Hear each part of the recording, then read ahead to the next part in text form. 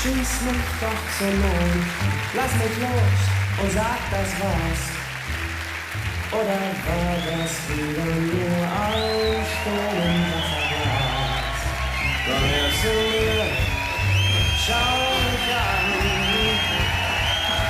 Komm her zu mir, noch ein bisschen.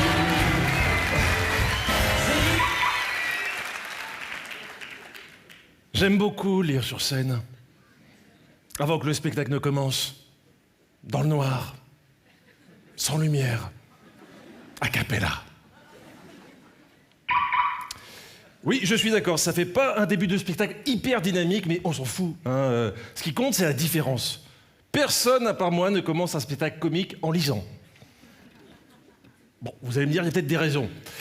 En général, la plupart des humoristes rentrent en dansant. Ça met la pêche. C'est pas spécialement drôle, c'est même des fois limite un peu putassier, mais au moins c'est entraînant. Les gens sont sensibles à l'effort. Ils sont « Ah, bah voilà, bah tu vois, lui c'est bien, il bouge. Hein ?» Le spectacle n'a pas commencé, il est déjà en sueur. Alors que le moine, demain, il pourra reporter ses fringues, cette grosse feignasse. Alors, je le dis tout de suite, c'est pas que je veux pas danser, c'est juste que la dernière fois que je l'ai fait, c'était en 1982. À une boum. Et franchement, depuis, j'ai pas fait énormément de progrès. Donc, commencer le spectacle par...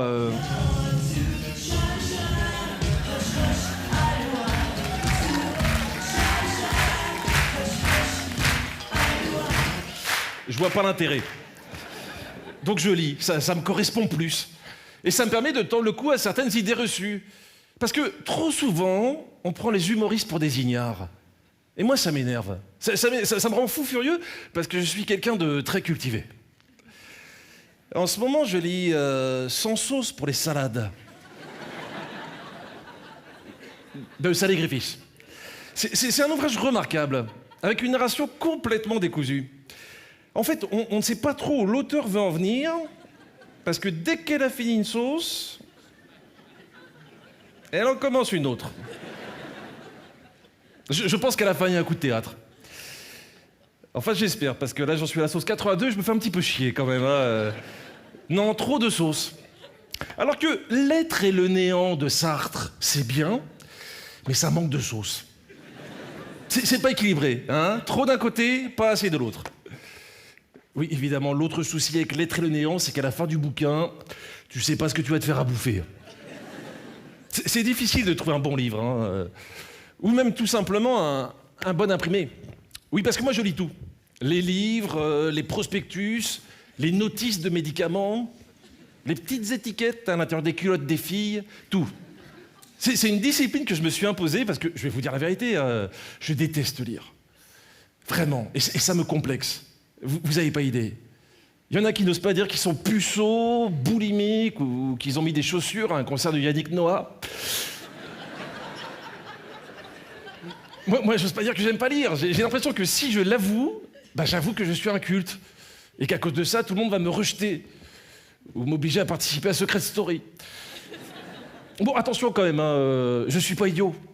Non, vous êtes gentil. Non, je suis niveau 7 en sudoku.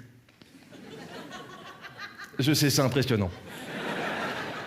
Je pourrais m'en contenter, mais dans une soirée un peu showbiz, autant on peut te parler littérature, autant il est rare qu'on demande de faire une grille de sudoku. Non, je pense que vous avez tous vécu ce moment où dans une conversation, tout le monde se met à parler d'un livre en s'extasiant et en vous faisant comprendre que celui qui ne l'a pas lu, c'est un abruti. Moi, j'ai pas de bol parce que le livre dont il parle, c'est rarement le dernier Télé 7 jours. Donc l'abruti, c'est souvent moi. Non mais attends, c'est formidable ce livre, c'est un chef-d'œuvre. Il y a une justesse dans la description. Non mais tu souffres avec le héros. Cet homme qui vend ses organes un à un pour nourrir ses enfants, c'est fort. C'est fort et puis surtout c'est tellement crédible. Qu'est-ce que t'en penses, Jean-Luc? De quoi? Qui vendent ses organes? Moi je suis plutôt pour. Enfin, si ça lui manque pas. Non, mais t'es con, toi, t'es con. Non, mais sérieux, je vais dire, pour moi, ce livre, c'est du Zola. Enfin, même pas, c'est Zola qui aurait couché avec Bret Easton Ellis. Toi, tu le résumerais comment, Jean-Luc? Écoute, pour moi, ce livre, c'est pas un livre, c'est un cri. Oui, ça veut rien dire, ça veut rien dire. Mais je vous assure qu'avec une phrase aussi conne, vous pouvez passer pour quelqu'un de très intelligent. Moi, je suis passé maître dans l'art de cacher mes limites, dans tous les domaines. Parce que quand je fais un bilan de mes compétences, je m'aperçois que je m'y connais bien à peu près en rien. Alors je bluffe, tout le temps. À une expo de peinture, si tout le monde attend votre avis alors que vous n'avez rien à dire, prenez votre temps. Non mais ce qui compte, c'est pas ce que vous allez dire, mais comment vous allez le dire. Faut regarder la toile, l'air inspiré, et au bout d'un moment, vous lâchez. Il y a tout.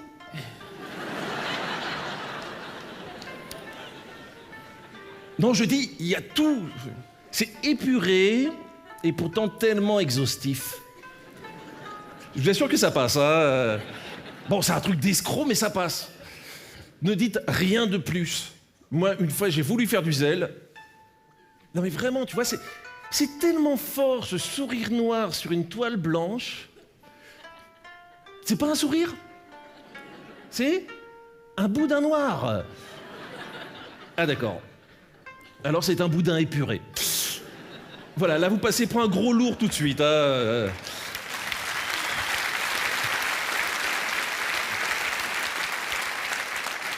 Non, attention, faut pas encourager ce genre de jeu de mots. Hein, vraiment. Non, faut vous arrêter avant. Plus vous êtes évasif, moins vous prenez de risques. Enfin, presque.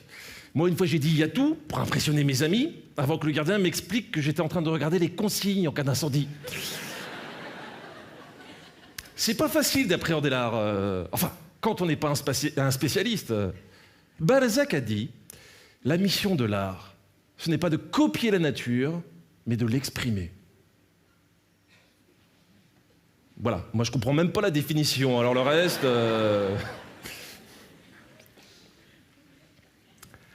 Alors, je rassure les gens inquiets dans la salle. À certains moments, je vais aussi parler de cul. Non, parce que je sens une tension dans la salle, hein, et devant la télé aussi, hein, vraiment... Si, je sens une grosse tension. Et c'est normal, quand on va voir un spectacle comique, au début, on est un peu tendu. On se demande ce qui nous attend, on est comme ça. Alors, ça s'annonce comment, cette histoire?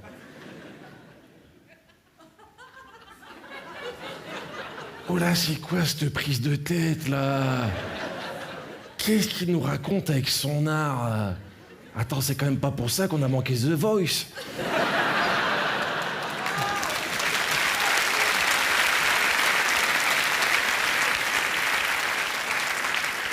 Attends, le spectacle n'a pas commencé depuis 5 minutes, il a déjà cité Sartre et Balzac. Ah non, vas-y, il va pas nous faire tous les dons de rue, là. Non, mais il va perdre sa licence de comique, lui. Attends, si dans les 5 minutes, il fait pas une imitation de Sarkozy, je me casse, moi. Alors, je vous le dis tout de suite, je sais pas faire Sarkozy. Non, je sais pas. Non. À part... voilà, c'est nul. Non. Là, vous êtes très indulgent, hein, c'était nul. Hein. Et puis, de toute façon, je vois pas ce qu'il y a à dire sur Sarkozy. Tout va bien. Gérard Depardieu l'a encore dit à Villepinte, tout va bien. Par facilité, je vais pas faire comme tous les autres humoristes et essayer de faire rire avec le gouvernement alors que le pays est très bien dirigé. Voilà, ça c'était ma vanne politique du spectacle. Non, et puis c'est pas ce que j'ai envie de faire ce soir. Pour vous, j'ai envie d'élever le niveau, de faire un spectacle prestige. En plus, je passe pas tous les jours à la télé, donc... Non mais, voilà, mon rêve, je vais vous dire, ça serait d'être Fabrice Lucchini. Ouais. Et de réciter des grands textes. Ou non, mieux que Fabrice Lucchini, faire des lectures, comme Claire Chazal. Ça c'est la vraie classe. Ça me fascine. Des gens paient une place de théâtre pour pouvoir lire Claire Chazal. En plus, au début, c'était pas très au point. Claire lisait sur scène, mais en silence, comme chez elle.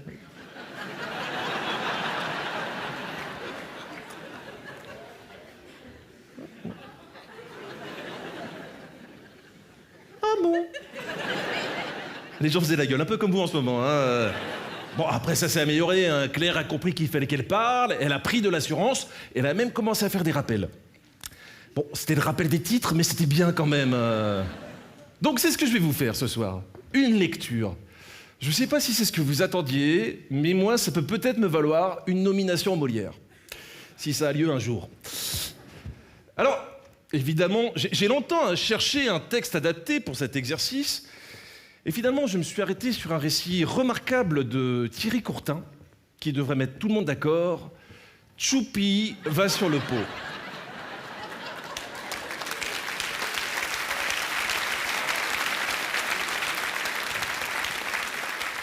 Alors, évidemment, il me faudrait une lumière à la Claire Chazal. Hein, Ah, voilà. Classe et sensuelle à la fois. Je vous montre pas mes genoux, je me suis pas épilé. Donc, Tchoupi va sur le pot.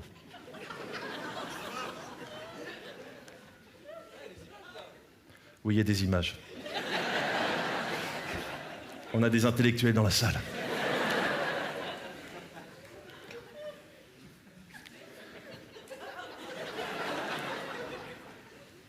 Regarde, Tchoupi. C'est un pot pour toi. Dès que tu auras une petite envie, tu pourras faire pipi dedans. C'est ça qui est admirable avec cet auteur. 2 phrases, tout est dit. La problématique est posée, ce qui fait qu'on est tous pareils. On se dit, vivement la suite. Tchoupi s'installe sur le pot et fait pipi. Bravo, mon Tchoupi! Tu sais faire pipi comme un grand. Tu vas vider ton pot dans les toilettes maintenant?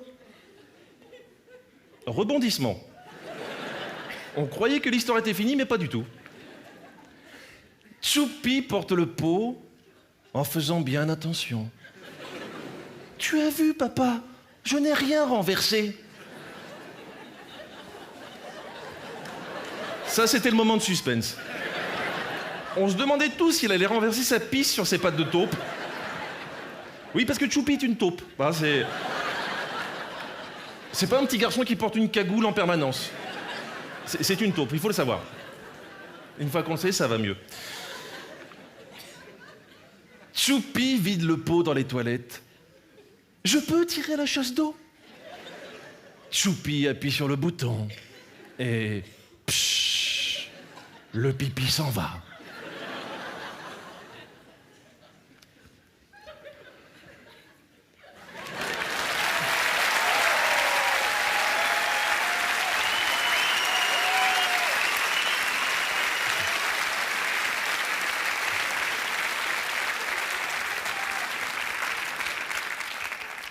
Merci, vous avez beaucoup de goût. J'attends mon Molière. Non? D'accord. Alors évidemment, en voyant que j'ai Tchoupi va sur le pot dans ma bibliothèque, je pense que maintenant la moitié de la salle se pose des questions sur ma santé mentale. Si, et je vois bien qu'il y en a même qui m'en veulent. Hein, ils sont comme ça, ah ouais, attends, nous on vient pour s'amuser, lui il nous lit Tchoupi, c'est quand même un enfoiré, il pourrait penser à ceux qui l'ont pas lu, là il nous donne la fin, merci le suspense. Bah oui, mais c'est important d'avoir des livres comme ça. Ça ramène à l'enfance. Ça se voit peut-être pas au premier coup d'œil, mais je suis quelqu'un de très nostalgique. Je garde tout. Je jette rien au cas où j'aurai un coup de blues. Même mes messages de répondeur, j'arrive pas à les effacer. Par exemple, celui-là. Je suis sûr que ça va rappeler des choses à certains. Moi, c'était mon premier déménagement, quand je suis parti de chez mes parents. Allô, oui, bonjour monsieur Lemoine, c'est le magasin Ikea. Votre canapé clic-clac Brandstrut sera livré mercredi matin entre 7h et 18h. Bonne journée.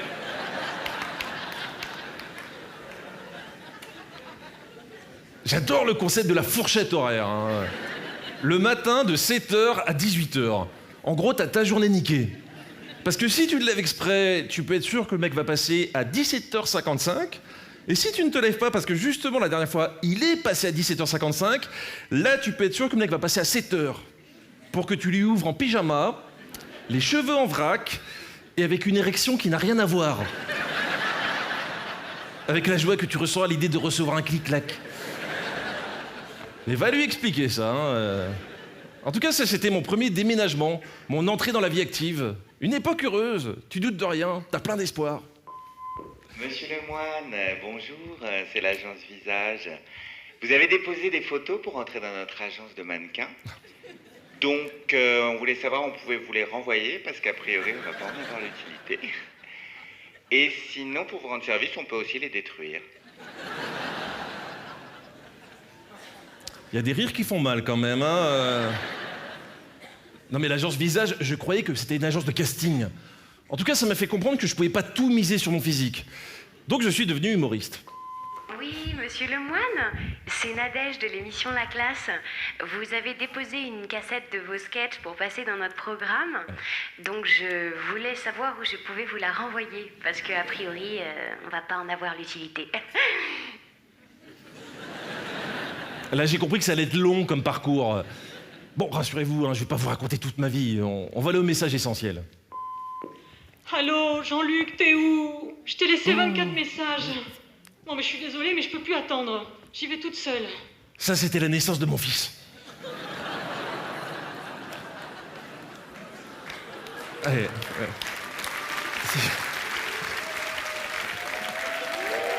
Bah, s'il vous plaît, c'est pas de ma faute. J'ai été absent au moment des contractions. À la maternité, ils m'ont dit que c'est la première fois qu'ils voyaient une femme enceinte arriver en Vélib.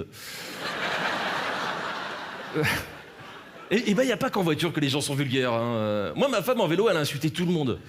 Bon, elle était énervée parce que justement, à cause du vélo, elle avait perdu les os sur un dos d'âne. Ça l'a traumatisée. Aujourd'hui, quand on va passer un Vélib dans la rue, elle a son col qui se dilate. Non mais c'est important de garder des traces des moments joyeux. Par exemple, quand vous faites une émission de télé qui marche, supposons, et ben le lendemain, vous avez ça comme message. Bon, j'espère que t'es content. Très bon taux de pénétration sur la ménagère de moins de 50 ans. On l'a empalé, la ménagère. Mais on peut encore faire mieux. Alors, comme Fort Boyard a cartonné avant nous, la semaine prochaine, on vire ta coprésentatrice et on met à la place le père Fouras. Avec ça, la ménagère, on va lui faire pleurer sa mère. Ah oui, il faut être souple à la télévision, hein. Tu fais pas toujours ce que tu veux. Non, faut être prêt à tester les idées les plus débiles avec le sourire. Et le pire, c'est que des fois, ça marche. Si, des fois, ça marche. Regardez Fort Boyard.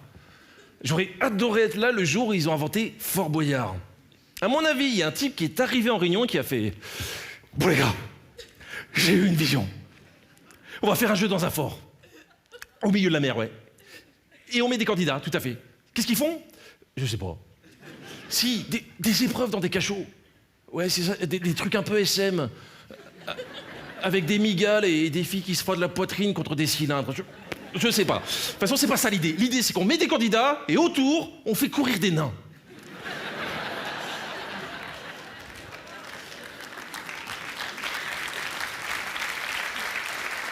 Tu vois, le public est déjà enthousiaste, alors... hein? Non, ils parleront pas. Et bah déjà parce qu'ils seront essoufflés. Et puis je sais pas, j'ai pas réfléchi à tout, moi. Quoi, on peut pas que les faire courir? Bon, bah alors on leur fera porter des clés. Voilà, ça sera des porte-clés, c'est bien ça. Comment il s'appelle? Atchoum, dormeur, on s'en fout. Déjà pris. Bon, bah alors il est petit, passe partout. Les autres, eh bah tu déclines, passe partout, passe-temps, passe-moi le pain, on s'en fout là. Faut pas se prendre la tête, les gars, on va aller aux évidences. Si on a un gros, eh ben on l'appellera la boule. Et je sais ce qu'on va faire, on va mettre un vieux clodo asthmatique dans un donjon, il posera des énigmes. Voilà, c'est ça le jeu. Non, j'ai oublié. Comme on va tourner à côté de La Rochelle, dans le fort, on va mettre des animaux de la région. C'est ça, on va mettre des tigres.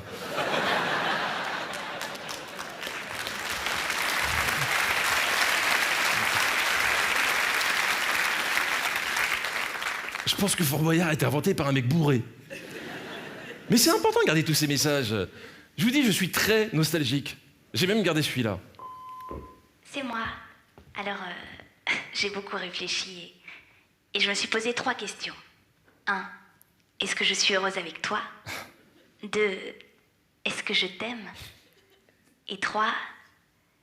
Comment te dire que j'ai répondu non aux 2 premières questions? Et finalement, je me suis dit que le mieux, c'était de t'appeler à un moment où j'étais sûre de tomber sur ta messagerie. Donc, j'espère que les gens se marrent bien à ton spectacle. Parce que sinon, ça va te faire une sacrée journée de merde.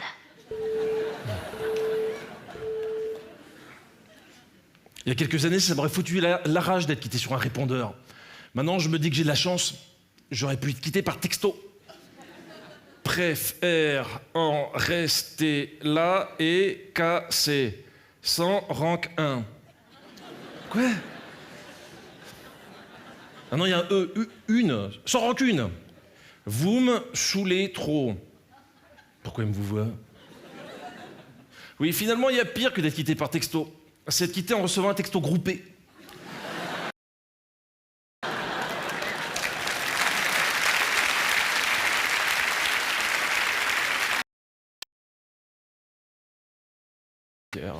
C'est difficile de quitter quelqu'un.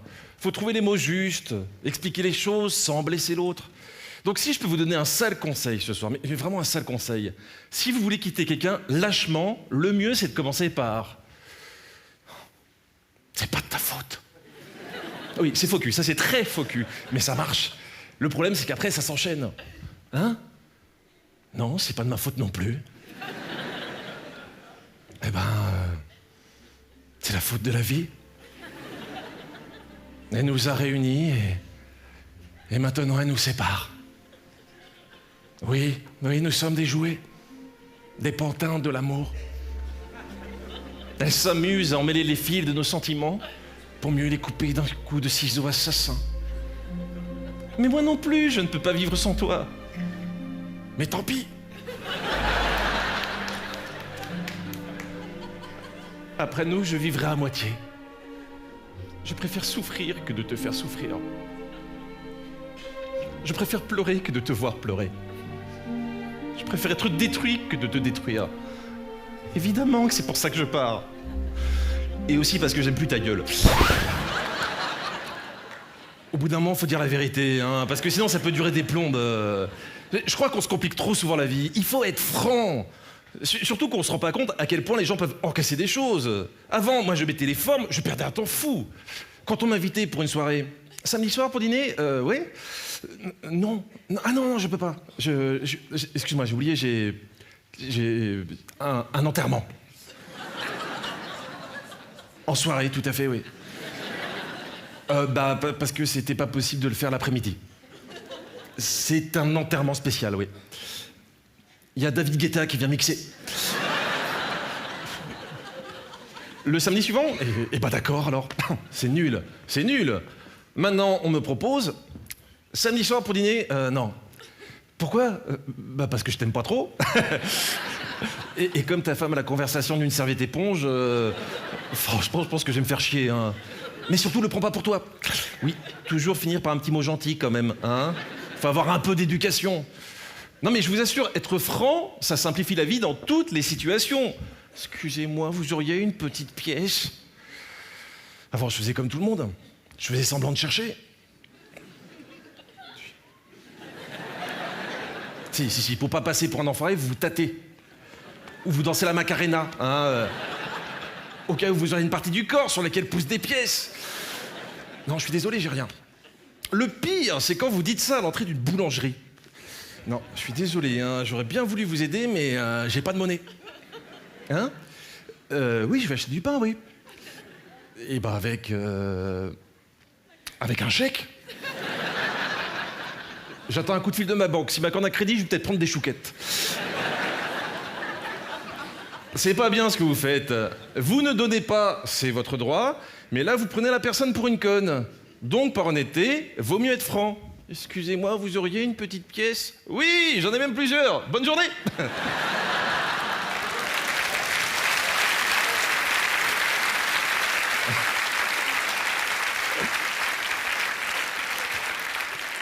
Normalement, il n'y a que les enfoirés qui applaudissent à ce moment-là. Hein. Mais vous avez raison. Normalement, la personne vous sera reconnaissante d'avoir été honnête avec elle. Néanmoins, il est aussi possible qu'elle vous insulte. Donc, dans ces cas-là, n'hésitez pas. Continuez dans la franchise. Hein?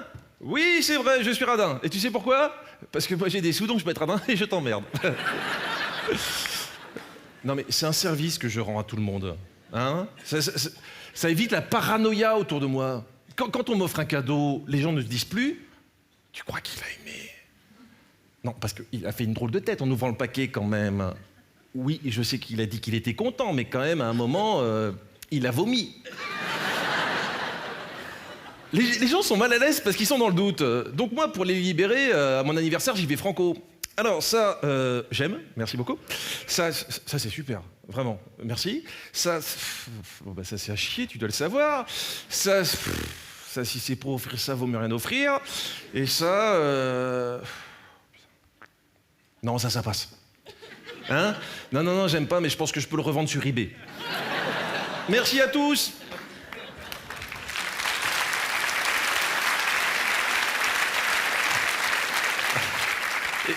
Et c'est comme ça qu'on évite un ulcère à tout le monde. Et on peut avoir cette attitude partout. Chez ma belle-mère, vous reprendrez bien du gigot? Ah non. Ben pourquoi? Ben parce que c'est pas bon. Ah non, c'est vraiment pas bon, hein. Non, une tranche, je veux bien faire semblant, mais là, faut pas pousser. Je crois que je préfère manger du pain. Même du vieux, je m'en fous, moi. Vous auriez pas du vieux pain, n'importe quoi, là? Je gagne un temps fou. On m'invite plus dans les maternités pour les naissances. Alors, tu le trouves comment?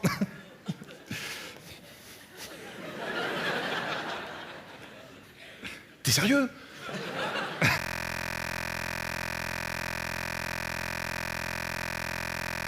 Ah, il est très vilain, on dirait un petit crapaud. Mais c'est pas méchant de dire la vérité, c'est juste honnête. On est toujours invité dans les maternités pour dire que les bébés sont magnifiques. On te présente un petit rougeau, tout joufflu, avec encore les marques de forceps, comme ça, là, le bébé pain de sucre, hein, et on te dit, il est beau, hein. Écoute, si tu me poses la question, c'est que toi-même tu as un doute. Et franchement, je te comprends. Mais c'est génial d'être franc. Moi, ça simplifie tous les rapports avec mes amis. Remarquez, j'ai pas de mérite, hein.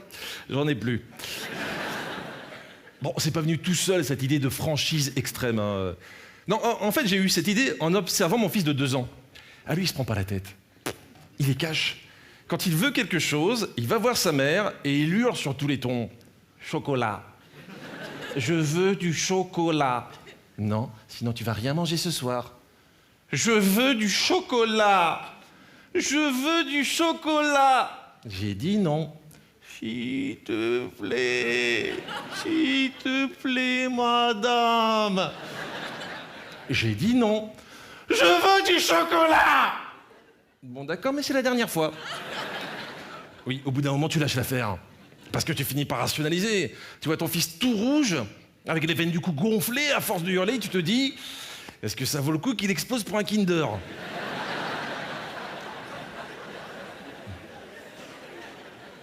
Donc je me suis dit que c'était une bonne méthode. J'ai été voir ma femme et je lui ai dit, je veux une maîtresse. Quoi? Je veux une maîtresse. Non mais ça va pas, non? Je veux une maîtresse. Bon d'accord, mais c'est la dernière fois, hein.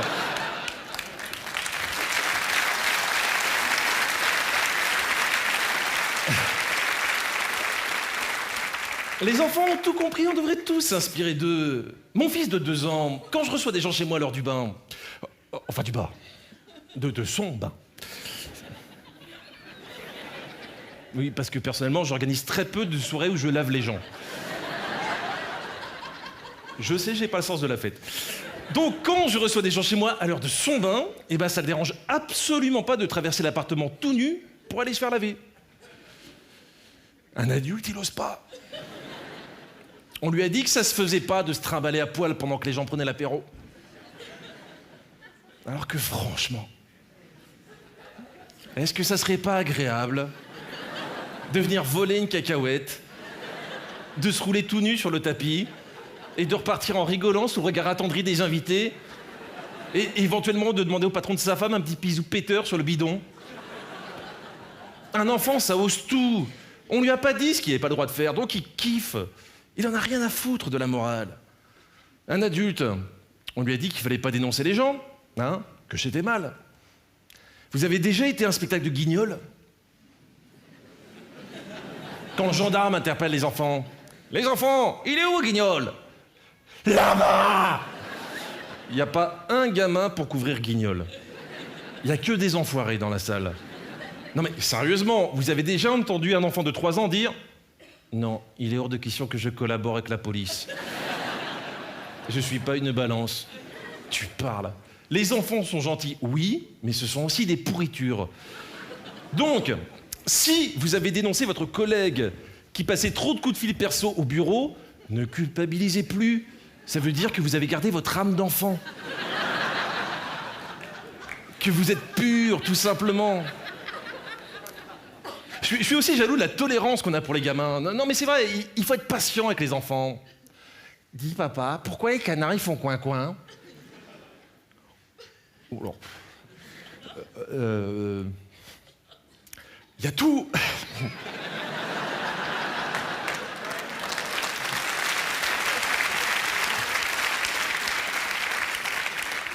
Non, ça marche pas avec les enfants, ça. Donc, et ben, pourquoi parce que c'est leur cri. Et pourquoi? Pourquoi? Parce que, parce qu'ils ont pas eu de chance. C'est tout. À mon avis, on leur a donné le coin-coin. Ils ont pas laissé, ils ont pas donné leur avis. C'est tout, quoi. Qui c'est qui leur a donné le coin-coin? Je sais pas. Enfin, si, le monsieur qui donne les cris aux animaux, le cri d'animologue. Pourquoi il a fait ça, le monsieur? Je sais pas, je vis pas avec lui. Et puis non, il n'y a pas de raison, parce que c'était le moment, c'est tout. À quelle heure? À quelle heure? Mais tu fais chier avec tes questions pourries, là. Au lieu de jouer avec tes peluches, va sur Wikipédia, tu tapes coin-coin, tu verras bien ce qui sort.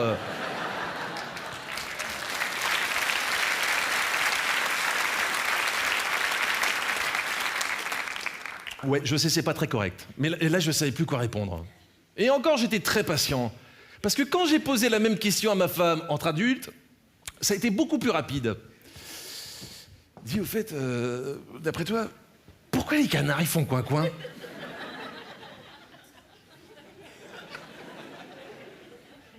Qu'est-ce que ça peut te foutre? Demande-toi plutôt pourquoi je m'ennuie avec toi. Oui, moi non plus, j'ai pas vu le rapport, mais j'ai trouvé ça mesquin quand même. Hein. Bon, rassurez-vous, ça se passe pas toujours comme ça avec ma femme. Non, bien au contraire. Ça va peut-être vous surprendre, mais moi, ça fait 15 ans que je vis avec la même femme. Ouais.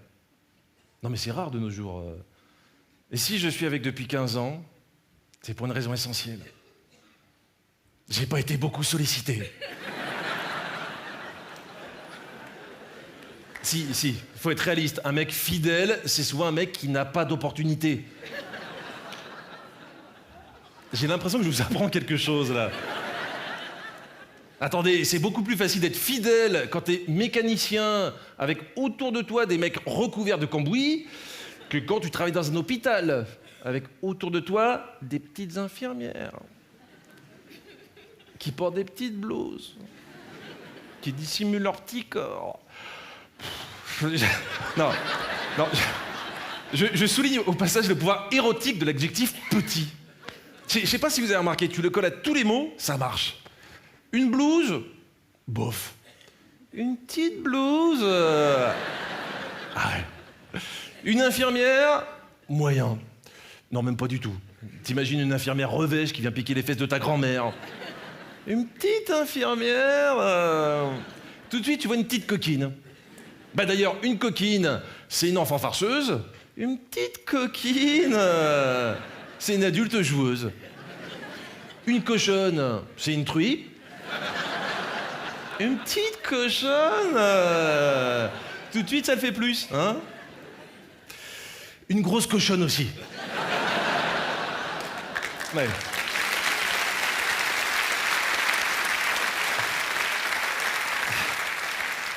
Mais c'est vraiment le seul cas où tu peux utiliser l'adjectif gros pour t'exciter. Parce qu'une grosse infirmière avec une grosse blouse, normalement ça t'affole pas, hein? Sauf si t'es un gros malade. Non mais je dois l'avouer, j'ai longtemps fantasmé sur les infirmières. Mon fantasme, c'était d'avoir une aventure avec une infirmière sur son lieu de travail. C'est pas vraiment l'uniforme qui m'excitait, hein. C'était plutôt l'idée du sexe remboursé par la Sécu. L'érotisme radin. Donc pour rencontrer des infirmières, j'allais régulièrement à l'hôpital. Mais comme j'ai très peur des piqûres, je pouvais pas m'en servir comme prétexte. Donc toutes les semaines, je faisais des analyses d'urine. C'est pas facile de draguer avec un flacon d'urine dans la main.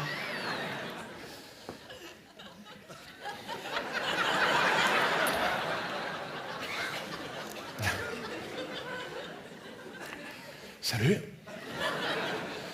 Vous êtes nouvelle dans le service?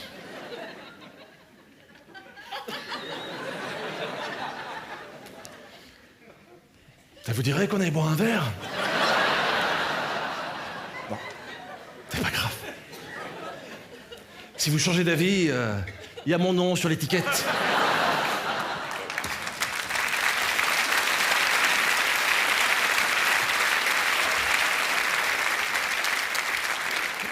Ça a marché, hein, une fois. La fille m'a rappelé pour me dire que j'avais un peu trop d'albumine. J'ai pas supporté. Je lui ai dit que je préférais qu'on se rappelle plus. Non, et puis surtout, j'ai arrêté de fantasmer sur les infirmières le jour où elles ont commencé à porter des Crocs. Les Crocs. Vous savez, ces petits sabots en caoutchouc de toutes les couleurs qui font que tu peux être la plus belle femme du monde. Quand tu en portes, tu ressembles à Dora l'exploratrice. Donc là, la petite infirmière, même avec sa petite blouse, même si t'as envie de lui arracher sauvagement, non, il y a les Crocs. Mais bon, c'est pas le sujet. Non, le sujet, c'est la fidélité masculine. Un jour, une amie m'a dit, une très jolie amie, si je veux coucher avec un mec, c'est simple en fait. Il suffit que je veuille. Parce qu'un mec dira jamais non. C'est terrible. Non mais c'est terrible pour nous les mecs d'être résumés ainsi. Mais elle a raison. Elle a raison, ça sert à rien de se voiler la face. Il faut le reconnaître, les hommes sont généreux.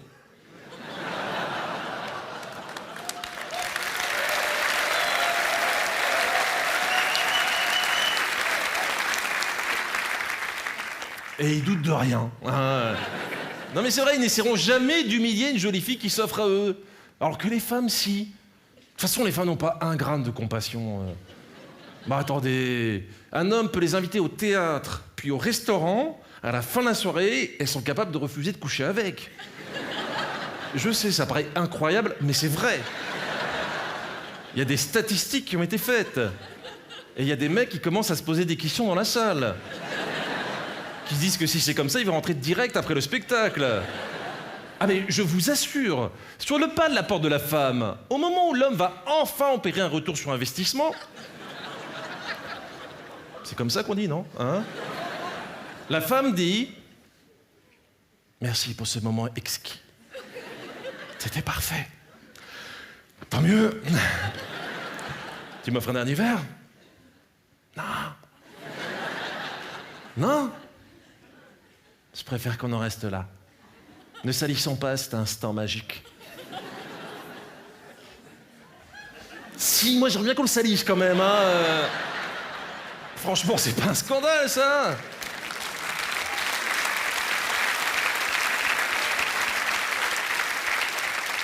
C'est pas un scandale. Alors qu'un homme, une femme lui paye une bière, il lui fait l'amour pour la remercier. Même s'il a pas envie. Et pour des chips, au minimum, il lui roule une pelle. Il y en a même, tu leur nettoies leur chambre d'hôtel, ils t'éjaculent dessus. Bah voilà.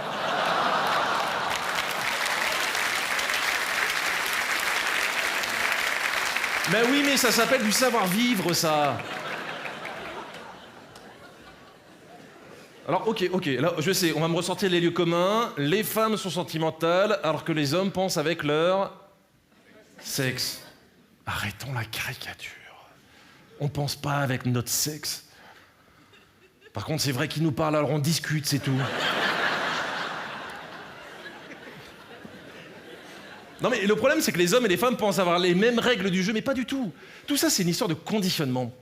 Quand elle est jeune et vierge, on explique à la jeune fille qu'il faut prendre son temps, être sûr de trouver quelqu'un qu'elle aime, qui méritera ce superbe cadeau, que cet instant ne sera magique que s'il est habité par l'amour. Alors qu'un garçon, on lui dit rien. À partir de 15 ans, il se fait juste traiter de puceau 10 fois par jour.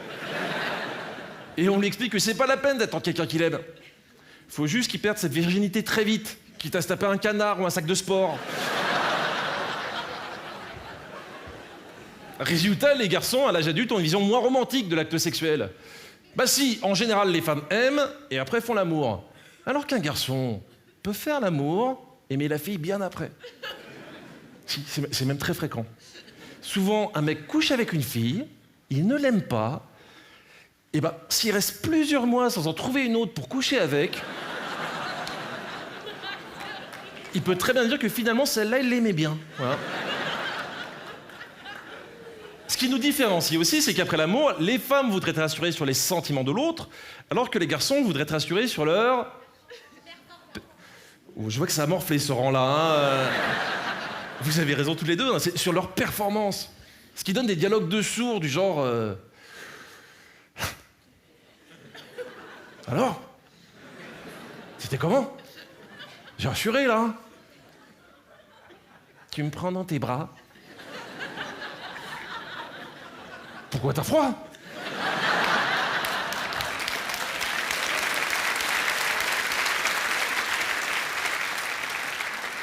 Je t'ai donné, t'as froid ? Non, c'est pas ça, mais tu me prends dans tes bras. Putain, je suis dégoûté, là, parce que même moi, tellement j'étais bon, j'avais l'impression d'être plusieurs. Oui, ça arrive, ce genre de phrase navrante, hein. Oui, parce que les femmes aiment la galanterie et être traitées comme des princesses, mais au final, elles sont souvent attirées par des gros bourrins. Je sais pas pourquoi. Ça, c'est un des mystères de la logique féminine. Il y en a d'autres. Autre mystère, les femmes n'ont aucune conscience de la réalité de leur corps. Elles n'ont que 2 pieds, et pourtant elles veulent toujours des nouvelles chaussures.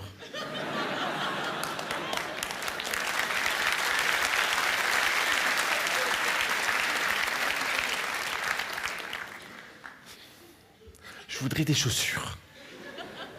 Des quoi ? Des chaussures.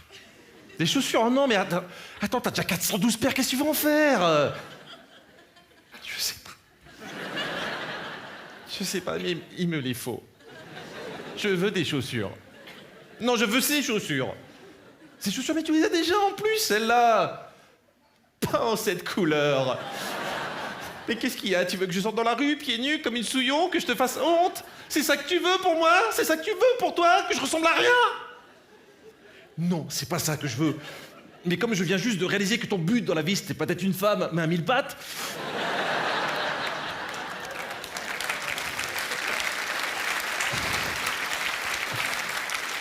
Je pense que ça serait bien qu'on garde un peu d'argent pour faire greffer des pieds en plus, c'est tout, hein. Remarquez, au moins on sait quoi leur acheter pour leur faire plaisir. Parce qu'un garçon, s'il est bien dans ses chaussures, c'est plutôt sa femme, au bout de 5 ans, qui le supplie d'acheter de nouvelles paires.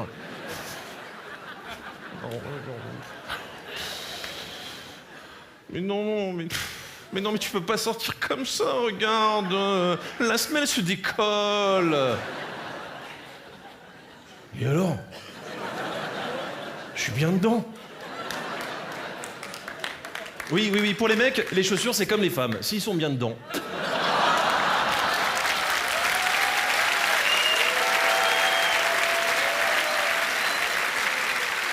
Alors, je voudrais préciser une chose. Je suis pas fier de tout le spectacle. Là, par exemple, j'étais pas fier. Mais faut pas m'en vouloir. Je suis pas dans mon état normal. Non, il m'est arrivé un truc horrible en arrivant au casino. Je marchais dans la rue, une très jolie jeune fille m'interpelle et me dit « Excusez-moi, monsieur, vous auriez l'heure ?» La violence. La violence. Mais moi, dans ces cas-là, je me laisse pas faire, hein, je réponds tout de suite. Hein. « Attends, t'es qui, toi ? T'es qui, toi ? D'où tu me vous vois ? On se connaît ? Non ? Alors on se tutoie, entre jeunes. » Et là, la fille, elle me fait « Ah bah non, ça me gêne, monsieur. » Monsieur ! J'ai pris son sac, je l'ai jeté dans le caniveau. Et quand elle le ramassait, je lui ai craché dans les cheveux.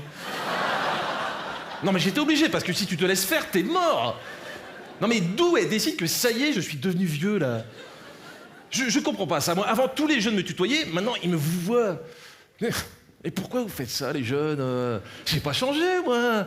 Je suis comme vous. J'écoute la même musique que vous. Police, ACDC. Et le RNB. Tout à fait. Le rock'n'ball. Pink que vous, moi. Twilight. Non mais Star Wars, c'est pas super ça, Star Wars.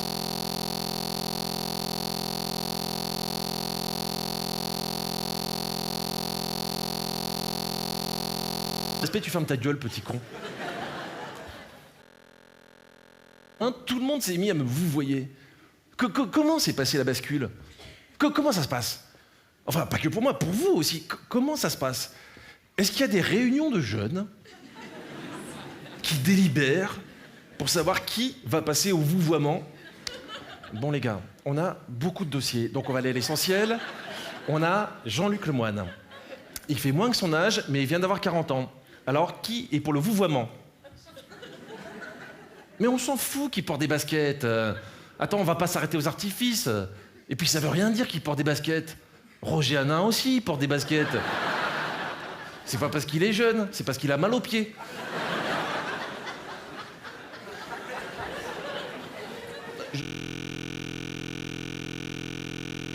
Qui use de subterfuges grotesques pour paraître... Jean-Pierre Foucault. Pourquoi plus ils vieillissent, plus ils ont... 3 possibilités. 1, parce qu'ils ont une bonne alimentation. 2, parce qu'ils ont une maladie qui rend leur poil foncé. 3, parce qu'ils ont des stagiaires qui colorient leurs cheveux avec des petits marqueurs. Mais bien sûr qu'il est vieux, le chanteur d'Indochine. Mais c'est pas méchant de dire ça, c'est la vérité. Juste un repère pour que tu te rendes compte. Lemoine, qu'on a décidé de vous voyer, il écoutait déjà Indochine quand il était adolescent. Mais c'est pas une punition, c'est du respect. Ça va-t-elle le libérer, Nicolas Sirkis? Il attend peut-être qu'on le vous voit pour arrêter de se coiffer comme ça. Tu crois que c'est marrant de passer toute une vie avec une mèche devant un œil?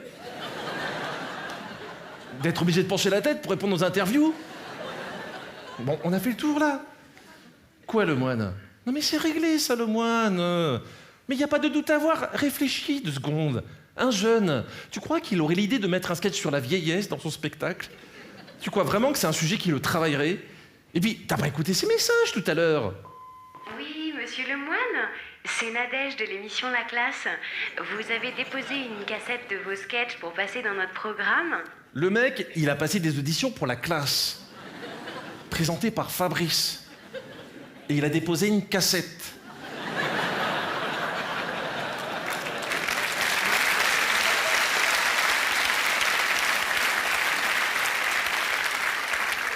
Non mais je sais pas si tu te rends compte, une VHS. Ce mec c'est un fou, si ça se trouve chez lui il a un Minitel ou un Bebop, on sait pas.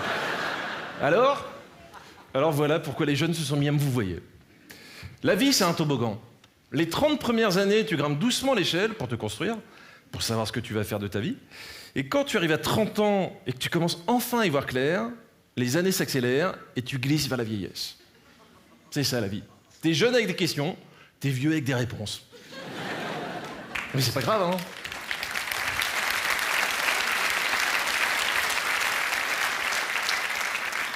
Non, c'est pas grave, tu t'adaptes. Mylène Farmer en concert, elle chante plus pourvu qu'elle soit douce en parlant de ses fesses. Elle chante pourvu qu'elle soit dure. Je suis pas très fier de celle-là non plus, hein. Je suis sûr que dans la salle, il y en a qui se demandent s'ils sont vieux, hein. Si on va bientôt les vous voyez. C'est facile à savoir. Il suffit de réfléchir à votre comportement. Si quand on vous donne un prix, vous ne pouvez pas vous empêcher de le convertir en francs dans votre tête, c'est un signe, ça. Il y en a d'autres. Si quand vous vous levez à 9h du matin, vous avez l'impression d'avoir fait une grasse matinée,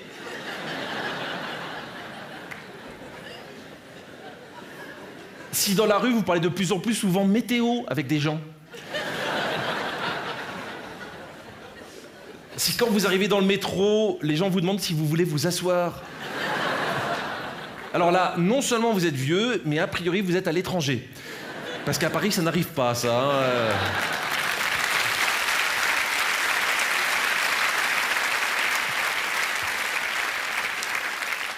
Il y a d'autres signes. Si ça fait plus de 15 ans que vous n'avez pas grandi d'1 centimètre. Si finalement vous dites que le journal de Jean-Pierre Pernaut, bah c'est sympa, regardez. Aussi pour savoir si vous êtes vieux par rapport à l'alcool. Si vous êtes obligé de poser des RTT pour vous remettre d'une cuite. C'est un signe, ça. Hein. Si vous êtes un homme et qu'étrangement, la perspective d'avoir une aventure avec une femme plus âgée que vous ne vous excite plus du tout. Elle n'est pas simple à comprendre celle-là. Si vous êtes une femme et que vous vous dites que si votre peau continue à se détendre comme ça, bientôt vous allez pouvoir vous faire un hamac. Ou un parachute. Très important, si quand vous écrivez des textos, vous mettez les accents et la ponctuation. Là, vous êtes vieux, hein, je peux plus rien pour vous. Et surtout, s'il y a 2 heures à peine, vous aviez une super vanne pour finir cette liste, mais que vous l'avez déjà oubliée, vous êtes vieux, tout simplement.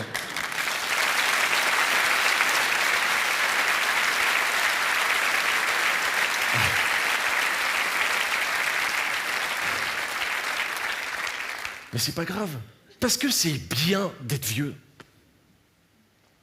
La personne applaudit.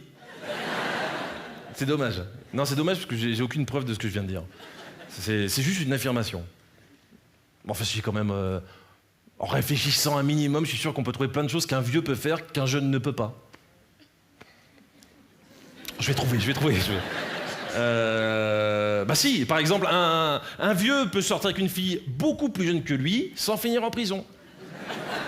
Bah oui, un mec de 60 ans peut sortir avec une fille de 20 ans, 3 fois plus jeune que lui, alors qu'un mec de 18 ans, s'il veut sortir avec une fille 3 fois plus jeune que lui, ça devient glauque. Hein, je dis pas que l'autre c'est pas glauque, mais au moins c'est légal. Je sais bien qu'il est pourri mon exemple. Alors que si j'avais dit l'avantage d'un vieux par rapport à un jeune, ça avait le mérite d'être plus clair.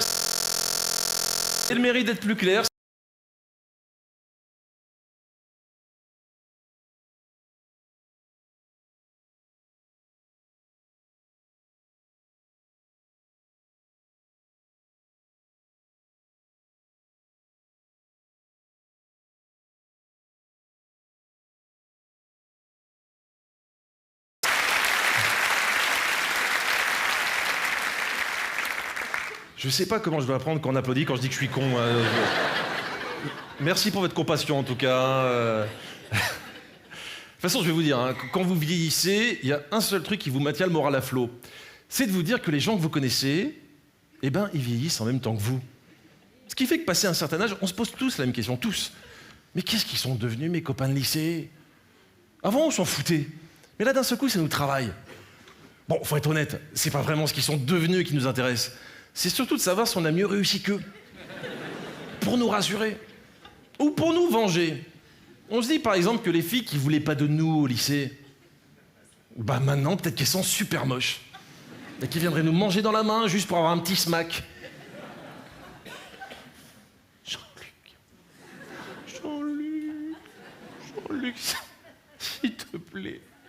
Je regrette tellement. Dégage.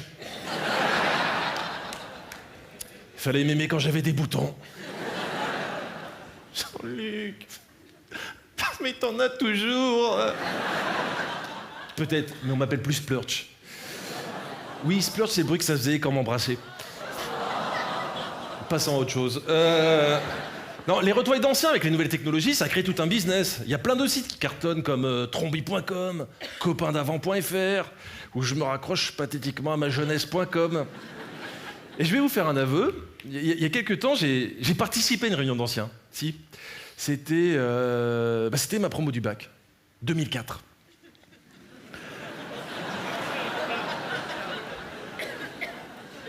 Là, ça devient blessant. C'est pas de ma faute si j'ai beaucoup redoublé. Alors, ce qui frappe d'emblée quand vous retrouvez d'anciens camarades, c'est qu'ils vieillissent pas tous aussi bien les uns que les autres. Mais il faut surtout pas leur montrer. Vaut mieux faire semblant, du genre... non, attends. Laurent, évidemment Laurent. Ah, je suis con. Non, t'aurais pas dû le dire. Je l'avais. Si, sur le bout de la langue. Je l'avais. Hein? Ah, mais bien sûr que je t'ai reconnu. T'es fou, quoi. De toute façon, j'ai pas de mérite, hein. T'as pas changé. Le même. Hein? Les cheveux? Non.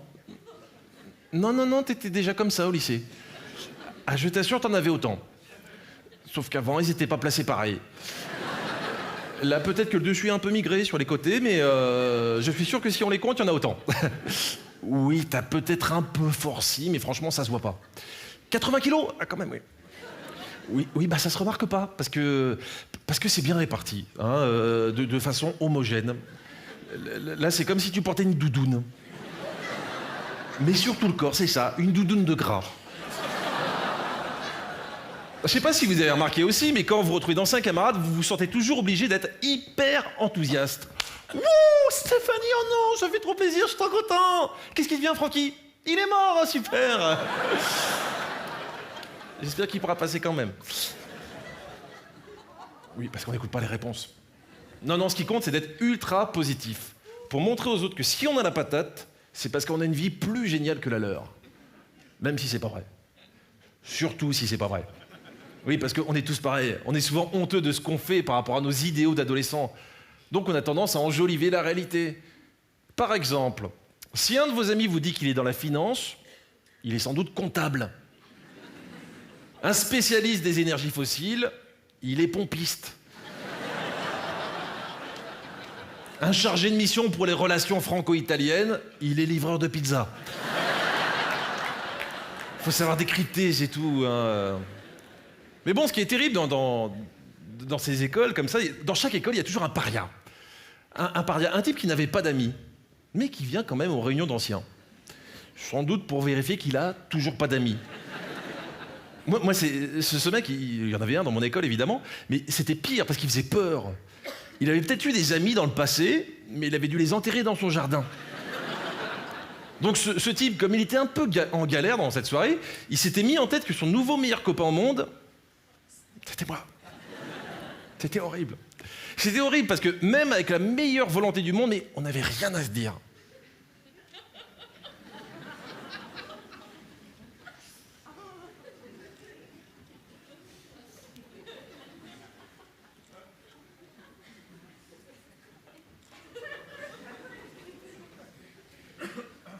Tu sais, Jean-Luc, je t'ai toujours apprécié. Ah ouais? C'est cool. Cool.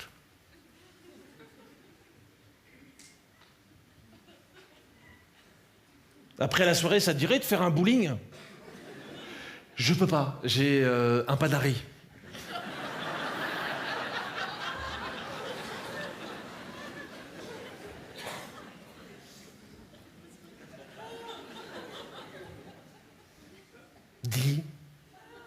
Dis.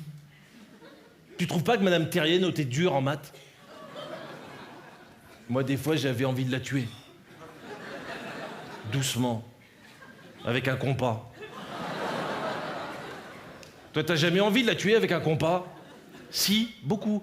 Est-ce que ça t'embête si je vais m'en servir un punch et que j'en profite pour m'enfuir en courant? Oui, il y a des moments gênants, hein. Mais heureusement, il y a le moment qu'on attend tous. Celui où on retrouve son grand amour d'adolescent. Attention, pas n'importe lequel. Là, je parle du grand amour platonique. Celui de la fille inaccessible sur laquelle on a fantasmé des années durant sans jamais oser lui avouer. Je suis sûr que ça parle à certains dans la salle. Oui, monsieur. Vous aussi, vous dites que si vous aviez eu un peu de courage, vous seriez avec elle aujourd'hui, pas avec votre femme. Rassurez-vous, madame pense pareil dans l'autre sens, hein, donc... Bah oui, mais... il aurait fallu oser. Il est peut-être pas trop tard. L'assurance aidant, vous vous approchez d'elle et vous lui dites...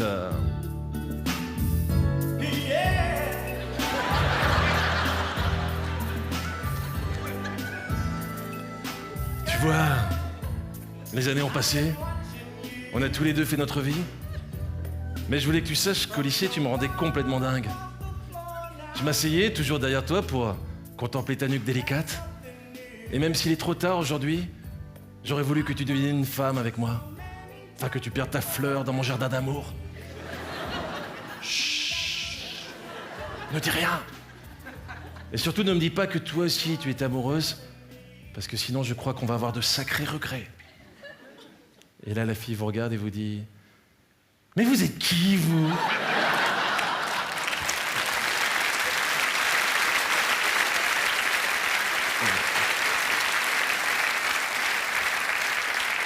Oui. Ça, c'est la honte, hein. C'est la honte sur 10 générations, au moins. Moi, pour achever ma soirée retrouvailles, et accessoirement mon humiliation, mes anciens camarades, que j'étais content d'avoir perdu de vue, finalement, m'ont demandé de faire un sketch. Oui, parce que, malheureusement, j'étais seul à pas pouvoir mentir sur ma profession. Bon, l'avantage avec les amis, c'est qu'ils sont bienveillants. Donc, j'en ai profité pour faire un tout nouveau sketch, que je vais vous jouer maintenant. Parce que je sais pas comment vous vous sentez, mais moi, je vous considère maintenant comme mes nouveaux meilleurs amis.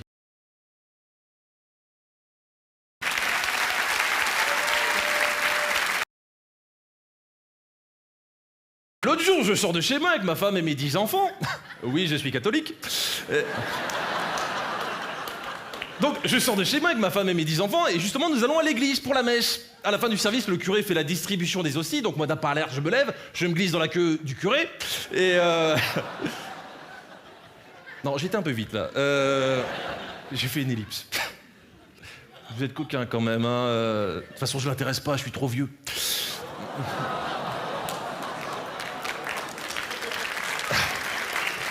Donc, je me lève, je me glisse dans la queue, j'arrive devant l'homme d'église qui me tend l'hostie. Je la regarde et je dis, eh ben dis donc, elle est toute petite votre hostie, hein. Ça serait pas une hostie mini?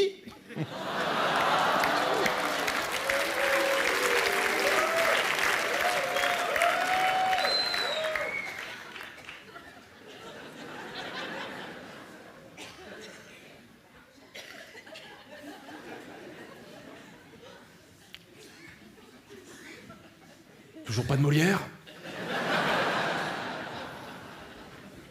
Bon, Jeff, coupe, laisse tomber là. De toute façon, je vois bien, ils ont pas aimé le sketch. Non, mais ça va, je sais reconnaître quand les gens se marrent et quand ils se foutent de ma gueule, hein.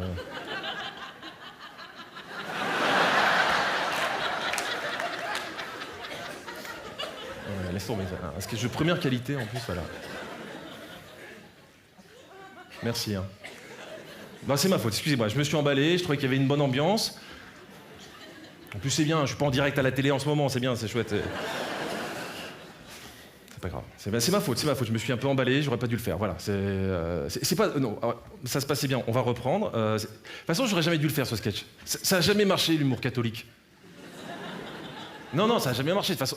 Ça devait pas être un gros déconneur, Jésus, hein. Ah, mais attendez, les apôtres, vous pouvez chercher, dans tout ce qu'ils ont écrit, il n'y a pas une seule vanne. Même pas un jeu de mots pour faire respirer le récit, tu parles. C'est crucifixion et compagnie.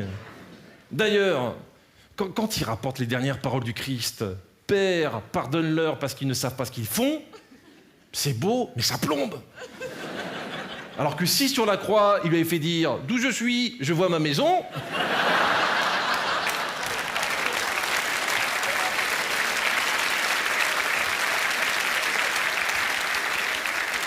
ça rendait tout le monde moins triste, c'est pas grand-chose, hein. Attendez, moi je sais de quoi je parle, cet été comme livre de plage, j'avais emmené les évangiles. Niveau fun, zéro, hein. Et puis va draguer sur la plage avec les évangiles dans la main. Non, au bout de 2 jours, j'ai piqué le Harry Potter de mon neveu. Ah, lui, il a pris les évangiles, ça l'a vachement inspiré. Il s'est levé, tout content, et il est parti marcher sur l'eau. Voilà. En tout cas, ça fera un cadeau de moins à faire à Noël. Quoi, qu'est-ce qu'il y a là? J'ai dit un truc qu'il fallait pas. Bon, attendez, on va crever l'abcès une bonne fois pour toutes. Il faut le reconnaître, les cathos sont pas rigolos. Autant on identifie bien l'humour juif, autant l'humour catho. Bon, il y a bien eu des tentatives sous l'Inquisition, avec les écartèlements. Mais c'était plus du comique visuel, hein. Au niveau texte, c'était assez pauvre, hein, c'était... Ah, ça tire. Ah, ça fait mal. Ah, bah c'est malin, maintenant mes vêtements sont trop petits. Je suis désolé, tu fais pas 2 heures là-dessus, hein. Non, j'ai beau chercher, le pape non plus, il te fait pas beaucoup rire. À part les fringues et la bagnole, peut-être. Il a bien essayé des sketchs sur le préservatif, mais c'était trop humour noir, les gens étaient pas prêts. Non mais ça m'embête, parce que c'est super tendance, l'humour communautaire. Moi, aujourd'hui, si je fais un spectacle pour les cathos, vu le monde qu'ils ont à la messe... Ah non, ils sont pas solidaires, les cathos, hein. Ils sont chacun dans leur coin, ils ont plus la niaque. C'est ça, ils ont plus la niaque. On leur a donné Noël, Pâques, enfin toutes les vacances scolaires. Maintenant, ils s'en foutent. C'est tout ce qu'ils voulaient, les vacances scolaires. Ils sont comme ça, allez-y, faites de l'humour, on s'en fout, nous, on skie. Mais c'est ça, ils s'en foutent. Attendez, dans un sketch, si vous parlez de prêtre, si vous voulez faire rire, obligatoirement vous parlez de pédophilie. Parce que c'est vrai que c'est rigolo la pédophilie, hein. Eh ben pas une protestation. C'est quand même étonnant. Ils sont très détachés les cathos. Essaye de faire le même sketch avec un imam ou un rabbin, tu fais pas de rappel et t'as intérêt à courir vite.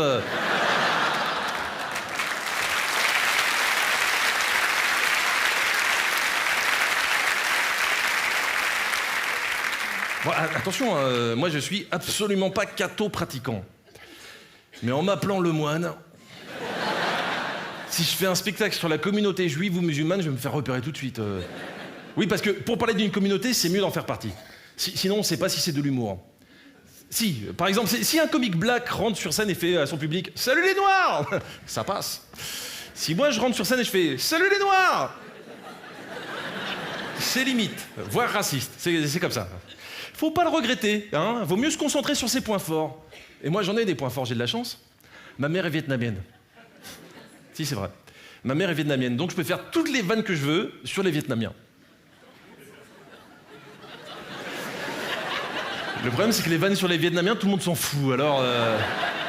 Et comme en plus, au premier coup d'œil, ça se voit pas que j'ai du sang vietnamien, quand je fais mes vannes, les gens s'en foutent, mais ils pensent quand même que je suis raciste. De toute façon, je vais vous dire, hein, pour un artiste, représenter une communauté, c'est bien, à condition que ce soit une communauté qui se déplace au spectacle. Non, les Vietnamiens au Casino de Paris, y en a autant que les cathos à la messe. Hein. Les homosexuels, par exemple, on dit qu'ils sortent beaucoup. Donc c'est bien quand tu fais un spectacle. Voilà. Pas de chance, hein. Il y a aussi...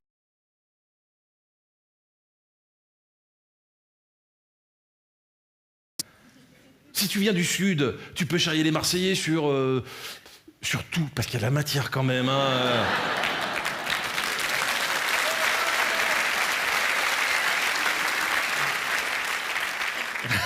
Si t'es corse, tu peux faire rire avec le caractère pourri des Corses.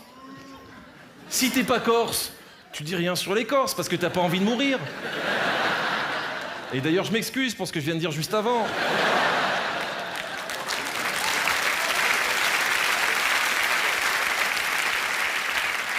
Si t'es breton, t'es gentil, tu dis rien sur les bretons parce que c'est déjà assez difficile pour eux, hein. Mais j'ai tout le monde ici ce soir ou quoi là? Si tu viens de Lyon, tu peux faire des sketchs magnifiques sur les serial killers. Enfin, faut penser à ce qui caractérise le mieux la région, hein. Moi, mon père est mayennais, donc je vais faire toutes les vannes que je veux sur rien. Sur rien, parce que personne connaît la Mayenne. Non. Lyon? Non, t'y es pas du tout, là. Bien essayé, rejoue encore. Laval? Château-Gontier? Voilà, bah, on fera les rappels tous les trois. Hein, Non, vous êtes trois, les gars, je peux pas faire ça que pour vous. J'adorerais, mais le temps qu'ils sortent, les autres, ça...